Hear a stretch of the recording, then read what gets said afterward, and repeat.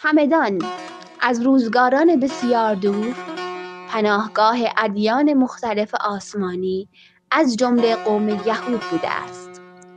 از این رو این شهر دارای آثار بسیاری است. آرامگاه استر و مردخای یکی از این بناهاست. استر همسر خشایارشاه و مردخای عموی اوست. پژوهشگران بر این باورند که اینجا پرستشگاه ایشتار خدای عشق و مردوک خدای باربری و آفرینش از خدایان بابلی است. ساختمان این آرامگاه را مربوط به سده 7 هجری دانستند.